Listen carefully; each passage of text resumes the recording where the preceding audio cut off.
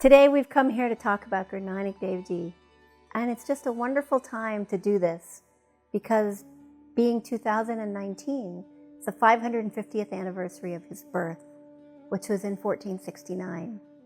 So as we approach Guru Nanak Dev Ji, there's just so many ways to think about him and to think about the contribution that he made to the earth, to think about how his impact is on us today. I know for me, in order to really get into the mentality of Guru Nanak Dev Ji, I wanted to go and look at the sources. And for Guru Nanak, we're talking about 1469, which is medieval India. And where are those sources? Like, how do you find the real material that's going to tell you who Guru Nanak Dev was?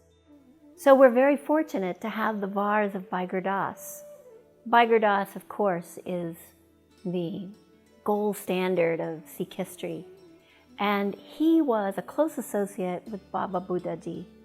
And Baba Buddha Ji was an eyewitness to the life of Guru Nanak Dev Ji. So when he wrote the history of Guru Nanak Dev Ji, it was from the mouth of Baba Buddha Ji. So his writings are really the ones that we can turn to. But honestly, it's not enough. There is such a full life of Guru Nanak Dev Ji that what we then look towards is the Janam Sakhis. The Janam Sakhis are the stories of Guru Nanak Dev's life. And for many years, these were passed on verbally. There are four main Janam Sakhis. One are the Bala Janam Sakhis, which is the one where if you hear stories from the Janam Sakhi, it's usually from there. There are the Purtana Janam Sakhis, which are really just the old stories. And those come in different collections of stories. There's the Mehraban Janam Sakhis, and then there's Janam Sakhis written by Mani Singh. So the Bala Janam Sakhis, which are generally the oldest, reportedly came from Balaji, who was an associate of Guru Nanak Dev, and these were commissioned by Guru Angad Dev, all these stories.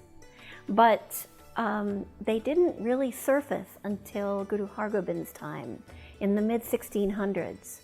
And there are some definite stories in the Janam Sakhis that are not right. They're not connected really to the life of Guru Nanak Dev Ji, so it's evidence of some political tampering. This is true also of the Mehraban Janam Sakhis.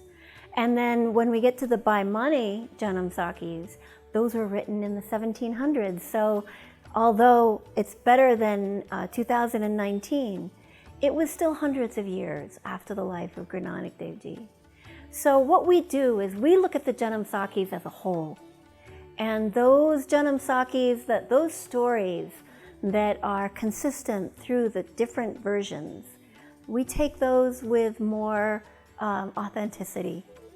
And so as you do your own research on the Janam Sakhis, just to bear that in mind, that run it through the prism of your own consciousness and the prism of your own sense of truth. So in the Janam Sakhis, you'll find so many stories which are incredible in nature. They're miraculous in nature. And again, I urge you to read them and take them to heart.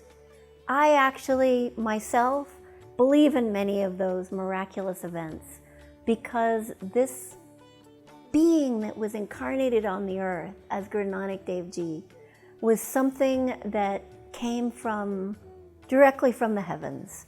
And so who am I to say what he could and couldn't do?